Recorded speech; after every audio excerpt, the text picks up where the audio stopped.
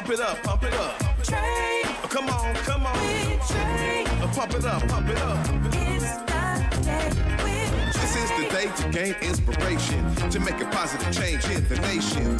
We're inviting you to partake in conversation, to raise your vibration. It's the day that we will all celebrate all of our peeps that make this thing elevate.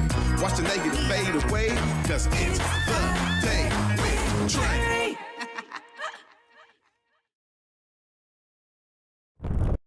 Welcome to another episode of The Day with Trae. Of course, I'm your buddy Besa Gordon, filling in for my good sis Trae Holiday. We actually have a very jam-packed show today, and I'm very, very excited for it. First and foremost, we are joined by Kelvin Peprah. Look, one of the things that we are talking about today is imposter syndrome, and that, I think, is a huge thing within all communities, not just the community that looks like me. I'm very excited to talk about this. Plus, he has a mixer that is coming up, and we're definitely going to talk about that. Plus, we are joined by Beniam from BY Visuals, and he also has an event coming up, and we are definitely going to dive in with that. But up first, we have Kelvin. Hey. Hey. How are you doing? I'm well. How are you? I'm very, very good. I'm a little itchy, but it's okay. Everyone knows I'm going through my skin issues, so I don't mind saying that out loud. Now, you are a therapist, you're a consultant, you're a public speaker. And as I said, one of the things that we are talking about today is not only mental health in the BIPOC communities, but imposter syndrome. Yes. I honestly would love to start out with the imposter syndrome, because that was something that, I hate to say it, I didn't really know that it was a thing until about a year or two ago. And then I was able to see where I fall into it myself. Yeah. So for those that actually don't know what imposter syndrome is, can you really tell us a little bit more about it? Yeah, for sure. So imposter syndrome typically happens for folks who are, let's say, high achieving individuals, right? Who have certain high expectations for themselves. So when we find ourselves in situations where we're having difficulty even accepting or internalizing our own achievements, right? We feel as if somehow we don't know what we're doing, right? AKA that we're somehow an imposter.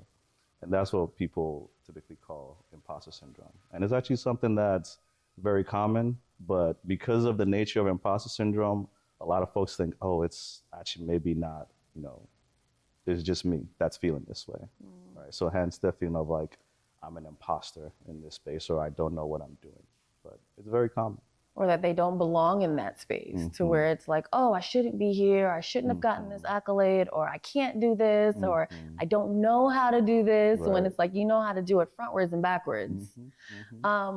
What are some things that people can kind of do to work through that imposter syndrome? Because I think it's one of those things that kind of automatically happens and people don't necessarily realize that it's happening. And I think there should be some steps that we're able to take once we realize it so we can get through it. Yeah, I think first and foremost, right, like asking yourself if the expectation that you have for yourself are realistic, right? Oftentimes, one of the things that happens for folks who have imposter syndrome is a sense of perfectionism. Right, believing as if they must meet the expectation every time and that they can't fail. But again, it's that actually realistic, that what you're doing, you have to be perfect and make it all the time, right? So addressing that sense of perfectionism, right? And secondly, too, oftentimes imposter syndrome stems from the messages that we received about ourselves when we were young, right? So what did it mean for you when you, say, failed at something when you were young, right? Were your parents more forgiving and accepting, or, understand like, oh, okay, it's okay that you messed up, right? And it doesn't mean that there's somehow something wrong with you, right? It just means that next time we know what we'll do differently. Or did they say, oh, this is what you always do, right? You'll never amount to anything. So when we grow up, we kind of internalize those messages. So when something goes bad, we feel as if it's us, right? That there's something wrong with us internally, and that we're defective and we don't know what we're doing. Whereas we see everybody else achieving and doing well, but we're not able to achieve or, get to the same marks as they are. So I would say that. It almost sounds like it's a lot of comparison. Yes. And sometimes it's comparison to what you think you should be doing. It might be to someone else, but sometimes it's comparison to yourself. Right. And maybe something that you've done before, and maybe somehow, some way you've gotten lost in the shift of all the things going on. Right. Do you feel that sometimes imposter syndrome comes when someone gets what they want? It can, yes. And I think that can lead to somehow, a fear, what we call a fear of success, right? Now it feels as if now we've gotten here, we must somehow always be at the same level all the time, right? And that can be very anxiety provoking for folks, right? Like, this is what we wanted, this is what we've been striving for, this is what we achieved, and now that we're here, okay, boom, we've actually achieved that. But did we get here because we wanted to, or because we thought we were supposed to get it, right? And then when we look around, people who are at the same level, we see that, hey, maybe they're happy, right? But we're not happy. So does that mean that we're actually an imposter, that we don't know what we're doing, right? So that's what we call a fear of success, that if we get there, we may not be able to maintain it. And then, I think that also kind of taps into mental health, right? And making sure that you're protecting that mental health and that you're also constantly working on that mental health. However, a lot of times within like the Black community and the BIPOC community, if you will, it's just not something that our parents have done or our grandparents have done. Or it might be something that we want to do, and then we tell our parents that we're doing it, or we tell our grandparents or aunts and uncles, and then they kind of look at us in a certain way. And, it's even worse if you're in grade school and you're telling your grandma or your father, like, hey, there's a therapist at my school, and I went and talked to my therapist, and they're like, oh, what's wrong with you?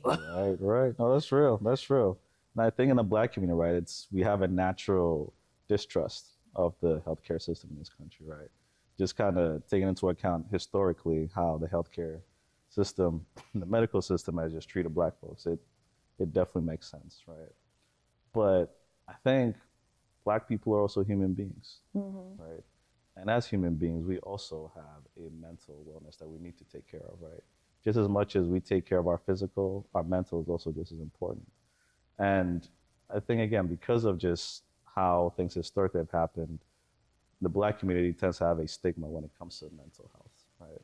That because of past of mixed diagnosis, right? I believe there was a period of time where Black folks, yes, will go into the hospitals and whatnot, and would try to tell about what it is that they were going through, right? And these were real racial trauma incidents that were happening for folks, right? But they didn't really know or have the words perhaps to express them, right? Because they didn't have the terminology.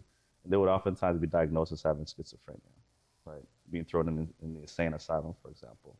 And that, culturally and as a people, that naturally leads to a mistrust. But again, our mental well-being is just as real as anybody else's. So that stigma has always been there. I think it's still there, but we do need to actually talk to somebody, right? And be able to give name to the things that we are experiencing, because whether we are aware of it or not, it's very real.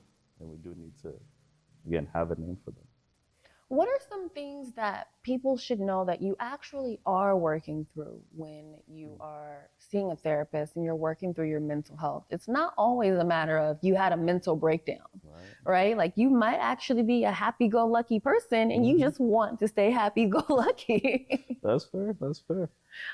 Can you tell some people different things that people are actually working through? And you don't necessarily have to talk about any of your clients, but different examples, because I think it's important for people to hear those examples to where it's I'm not in a midlife crisis, I don't need a therapist. And it's you're more so trying to be saved from going into that midlife crisis. Yeah, right.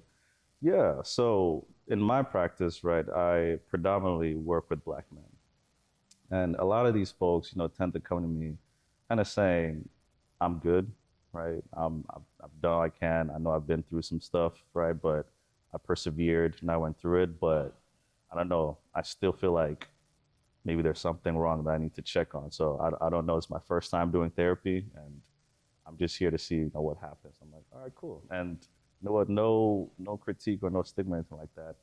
I'm curious about you too, right? Because what is it maybe that you feel is missing, right? That brings you here. So let's begin and talk about that.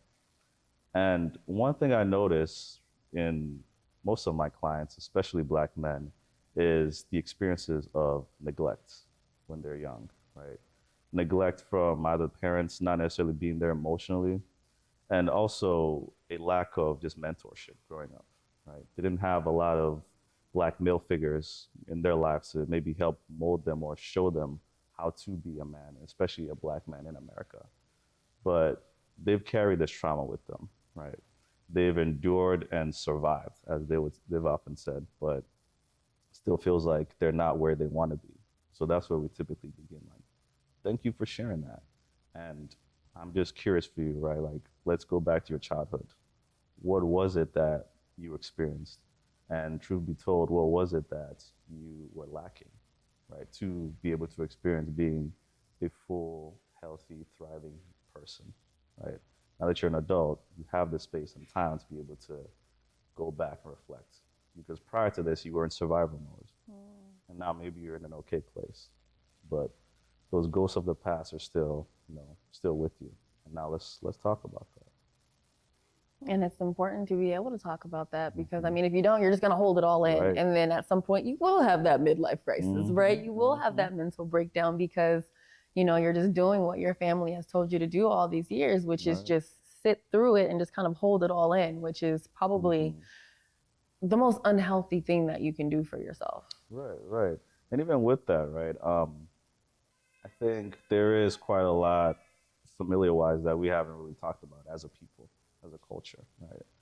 Truth be told, I don't know if we really had a grand reconciliation of what happened after enduring slavery, right? Because there was a lot of survival that was happening in that mode. But what were some unhealthy patterns, for lack of a better word, right, that were learned in that mode of survival that have kind of passed down through the generations, right? I think Resmaa Menakem once said, and don't quote me on it, I'm just kind of paraphrasing, right? But he said, trauma within an individual leads to unhealthy coping mechanisms, right?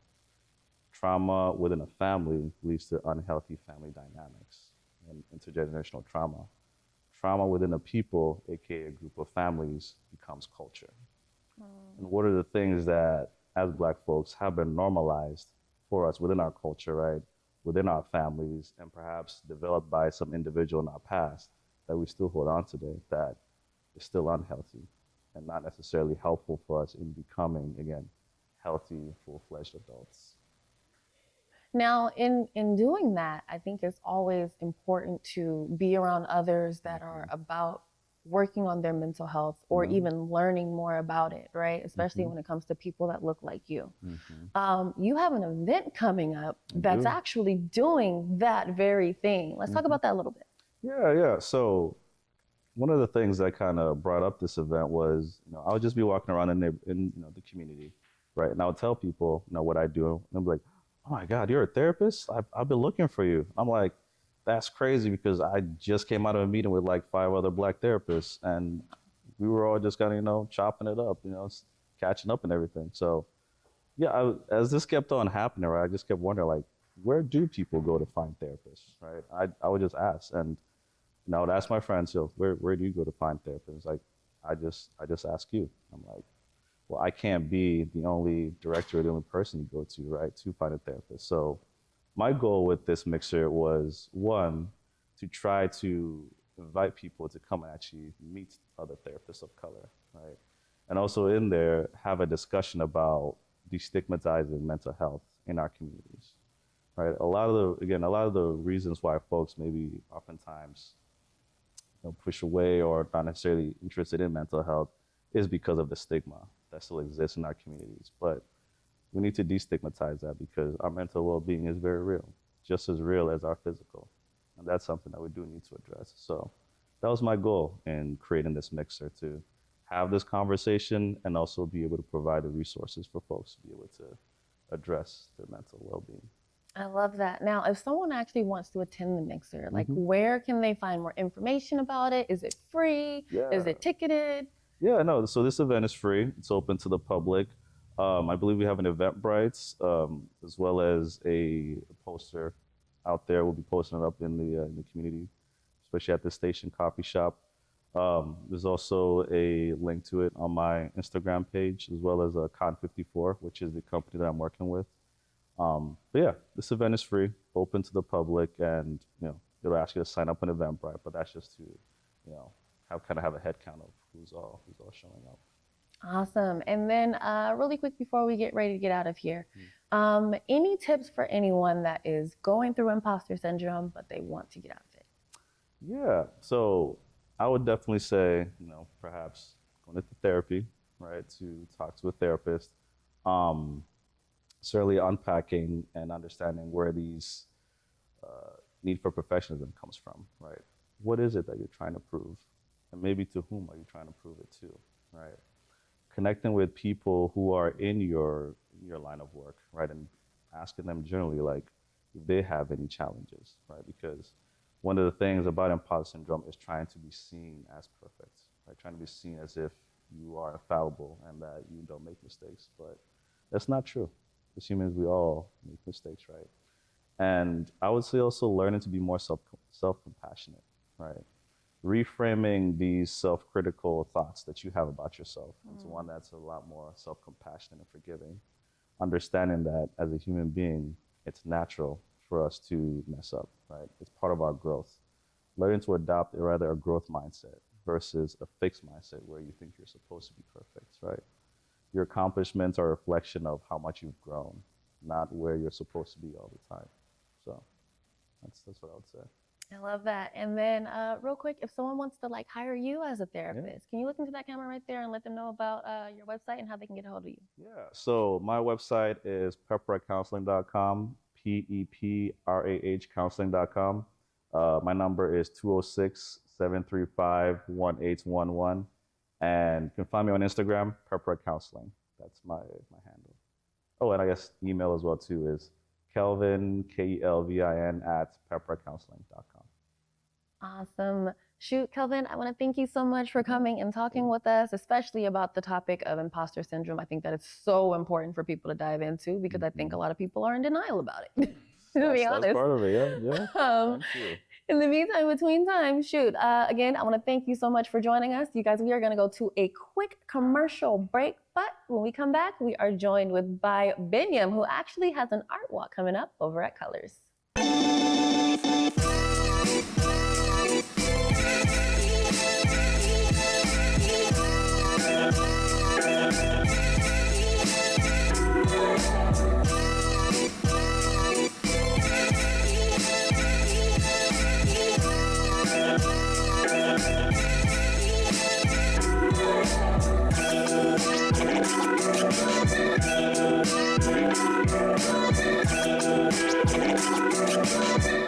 Spring Awakening, live on stage this June at the Fifth Avenue Theater.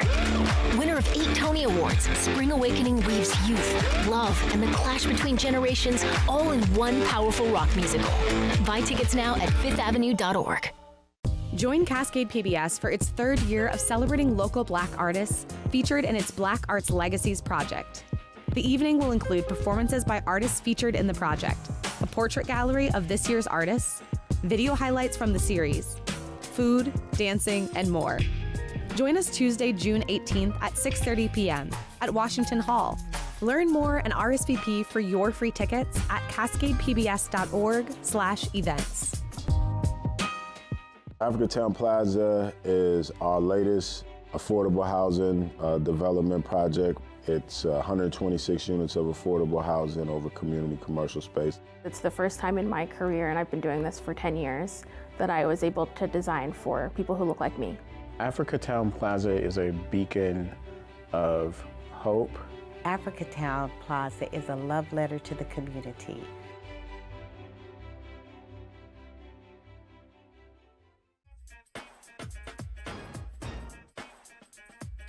It's the day with Trae.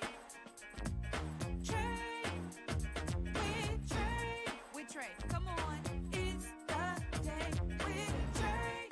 Welcome back to The Day with Trae. Of course, I'm your buddy, Besa Gordon, filling in for my good sis, Trae Holiday. We just got done seeing some amazing artwork done by Beniam from BY Visual. And if I'm not mistaken, this is some artwork that came from his most recent trip over to Ethiopia. Look, he has an event coming up that's going to be over at Color Studios. We're going to talk about that. But first, we're going to get to know Beniam a little bit. How you doing? I'm doing well. Thank you for having me. Thank you for joining me today. Yeah. So one, welcome back. I was able to see a little bit of your trip over in Ethiopia on your social media. How was that for you? I mean, it was an emotional trip, right? I haven't been back to Ethiopia in 16 years. And just to kind of see like the long-term effects of like the war that was going on in Tigray was emotional. You know, like hearing the perspectives from my family members and everything was definitely heavy, but I think it was healing for me. I think it was healing for my family as well. To not only hear stories, but to capture the content and to be able to, you know, like show my bigger community out here in Seattle, you know, kind of what I experienced out there, but also like, you know, how we can help as well, right? So I'm glad I went and I can't wait to go back, to be honest. And while you were there, I mean, being that you are a visual artist, you were able to capture those things to where we were also able to see it and almost experience it also. Why was that so important for you to do? Because you could have just gone there, experienced it, taken in the moment, but instead you went and you made sure you took in the moment, but also shared it with us. Yeah, that's an interesting question because, yeah, I mean, realistically, I could have went last year, but I think, one, emotionally, I wasn't ready to go. Right, just to kind of like, you know, go over that hurdle of like, you know, being with family and kind of cry with them. You know, I mean, there's a lot of tears on this trip, but I think as a visual artist, like, I don't go into any project if I'm not all in, right? Like, I gotta fall in love with the project. I gotta fall in love with the people, with the story. So this hit home really close, and I wanted to make sure that I wanted to capture for myself as well, right? Like, my last 3 trips to Ethiopia, I don't have that much photos from those trips. And those were huge milestone shifts for me, you know, mentally, to kind of gain that confidence of who I am and who my ancestors are, right? Like, I stand on the shoulders of giants, right? And I don't really have content to show that. And I wanted to make sure, like, I break that generational curse where I could document my, you know, like all the milestones in my adulthood and show my next generations, you know, show my future kids like what it was and have stories to like the images, right? So, yeah, there was layers to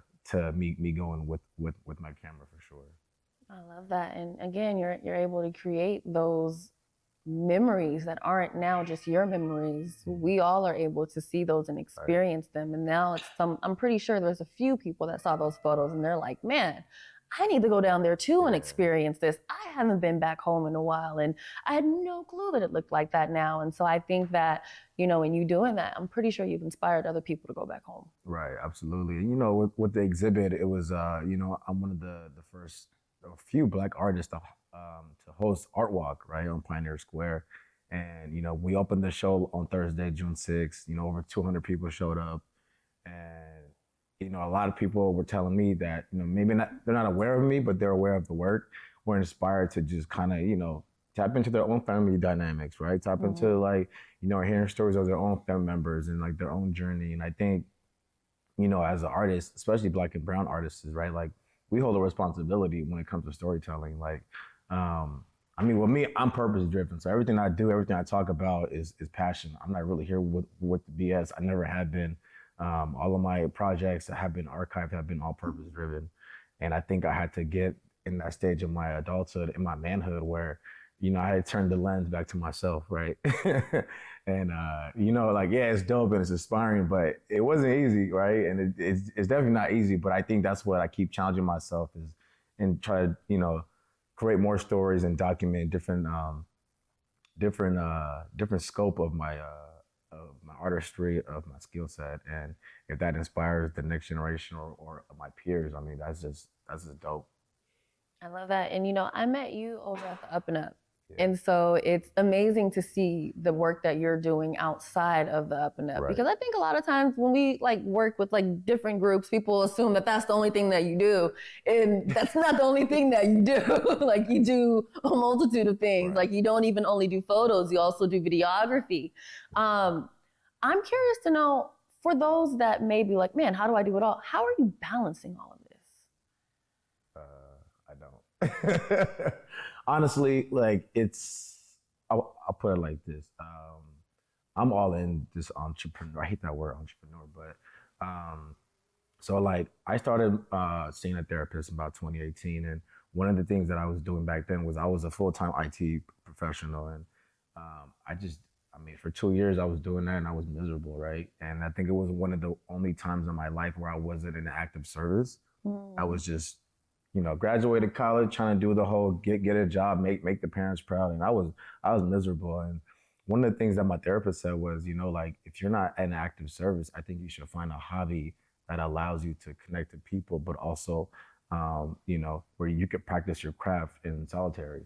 And, all my homies were photographers at the time, right? And I just kind of wanted to help and not feel useless on the up and up. This is when we just started the brand. So, I just bought a camera to help the guys out and everything. And, between work ethic and discipline, like, I kind of just took off with it, right? Like, I'm an artist first, photographer second. And, in terms of balancing, I don't play video games. I barely hang out with my friends. They stopped inviting me to stuff. But I just think like I have a calling, like when it comes to like want always something bigger for myself, for my people and my community, and that comes with sacrifices. And I said goodbye to the old Beniam a while ago. I used to have dreadlocks, cut those off. So I'm never fearful of change. I actually invite it. So that's how I balance, fighting for my life every day. Honestly, it's just I'm an artist through and thin, and I think that's always being transparent with your feelings and with how you approach people and relationships and everything. So that's where I'm at right now mentally. Finding that purpose, fighting to keep that purpose, right? Yeah. And sometimes like that purpose kind of changes with however you're feeling in that moment. And it's important for, us all to really do the same. I think sometimes we get a little bit comfortable with where we're at, and it's like, oh, I don't want to change. But it's like that one change could probably take you to that next level. Yeah, absolutely. Now, we have, if I'm not mistaken, some footage from one of your art exhibits, right? Yep, footage and videos. All right. Or photos and videos, yeah. Okay, so we're gonna check that out really, really quick, and then we will be right back to talk about it.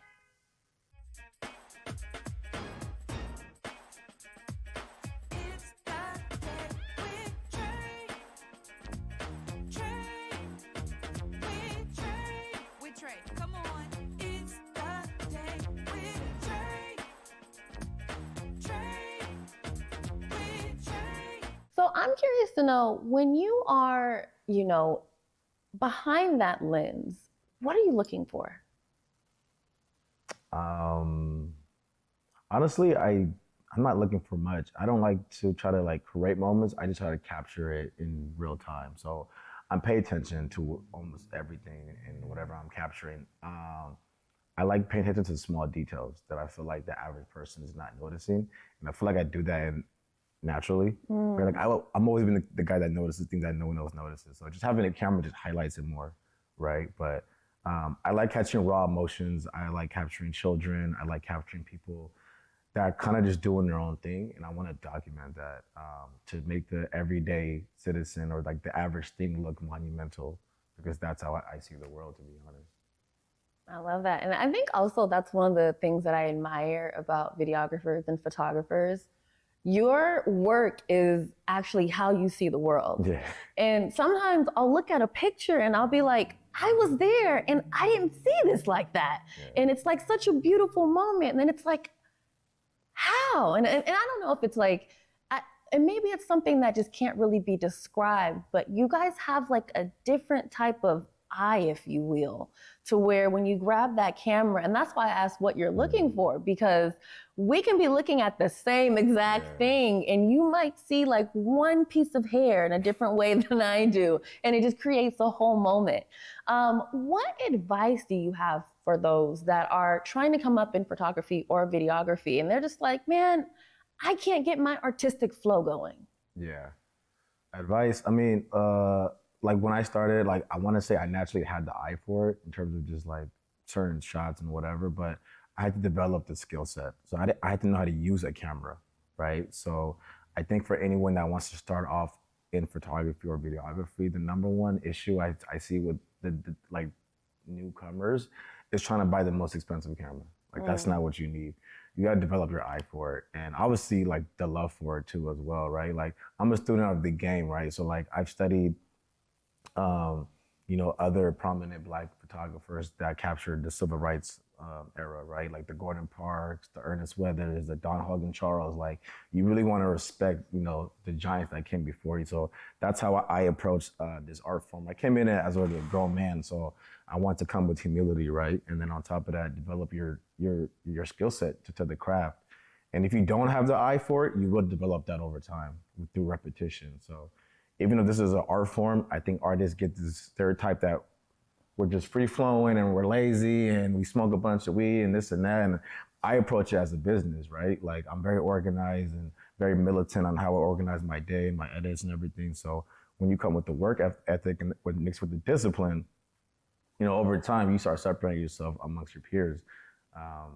But I think that those are all on my advice, and those are things I always tell these young mentees that reach out to me. But yeah. And then I have one more question before we get into the art walk. Advice for taking care of your equipment. Insurance. Yeah, you need insurance.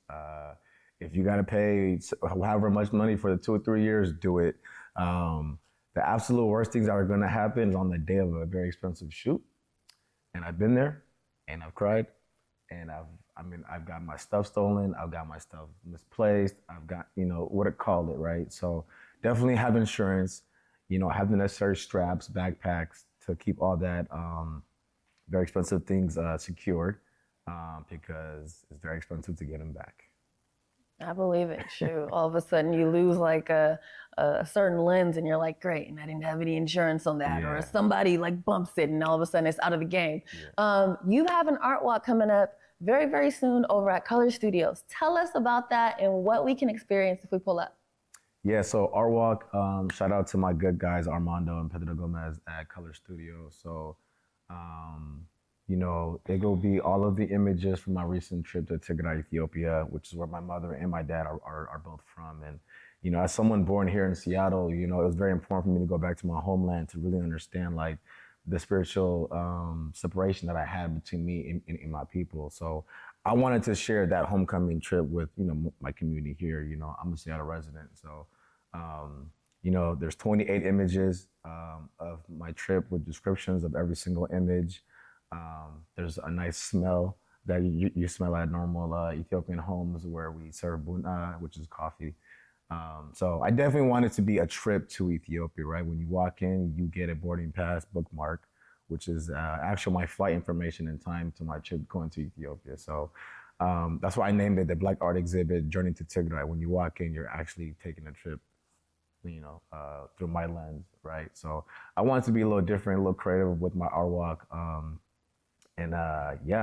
Hopefully, you will come inspired or leave inspired. But I want to make sure people leave with my art walk with not only tangible gifts, but intangible gifts. And that's what I try to showcase through all of my projects. And It's a whole experience. That's the goal. I love that. And what I also love is I think a lot of people are doing events these days, but they're doing them just to do them, right? And kind of like you said a little bit earlier, you do everything with a purpose. Right. And so you're not just putting on this exhibit during this art walk just to do it. You are doing it to give everyone an experience, for them to go home and have a story to tell, and for them to even want to go be like, man, where is my passport? I want to go down there and see this myself, to be able to smell the smells. Like, that is a beautiful thing that you are creating. And man, I really, really want for you guys to be able to experience this. So before we get ready to get out of here, I want for you to look into that camera and let people know how they can learn more, reserve their spot, get their tickets, whatever. Yeah. So, this is Beniam. So our walk for the Black Art Exhibit, Journey to Tigray, is at Color Studio. It's open for the audience all month of June. So please go down, get a visit. First 40 people get a boarding pass bookmark. So get your spot and get inspired. Awesome. And then if anyone wants to hire you for work. Yeah, if you want to hire me, my Instagram is Beniam_Y, Beniam spelled BENIAM_Y. My website is byvisualsproduction.com, or you can email me at byvisualsproduction@gmail. And yeah, let's work. Let's talk. Awesome. Well, shoot, Beniam, I want to thank you so much for talking with me and coming down here today to really talk about the importance behind having purpose behind every single thing that you do and not just doing it to have like an extra check mark off, right? In the meantime, between time, you guys, look, we're going to go to a quick commercial break. But when we come back, we are talking about who we're talking to, shall I say, tomorrow, right here on The Day with Trae.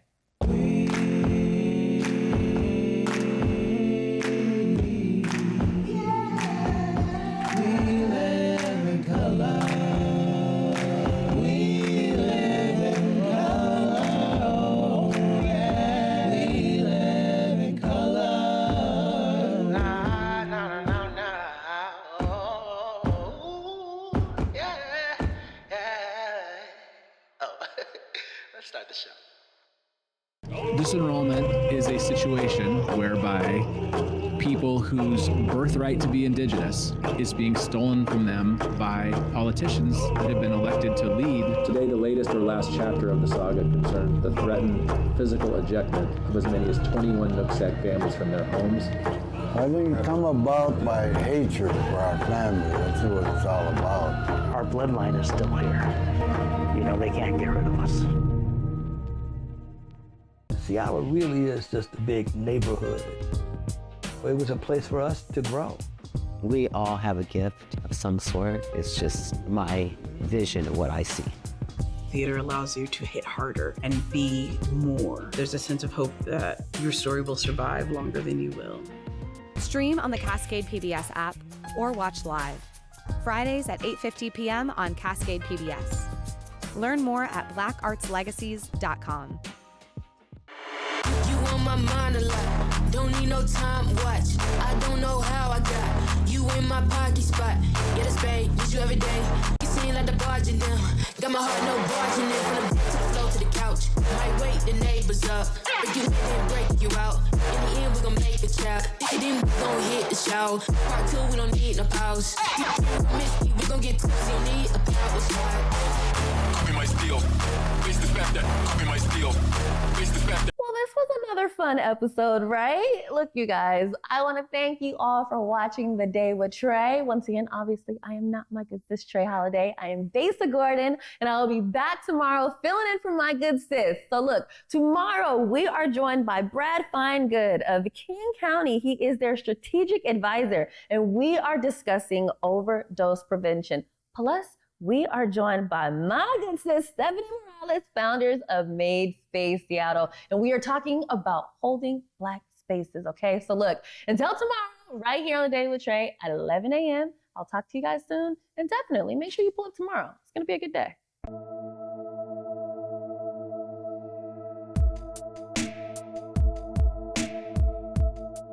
Converge Media produces culturally relevant content for Black and urban audiences. Our coverage is raw, transparent, and objective, praised by community leaders, government officials, and residents. Support Converge Media today via Venmo, Cash App, or PayPal at Converge Media.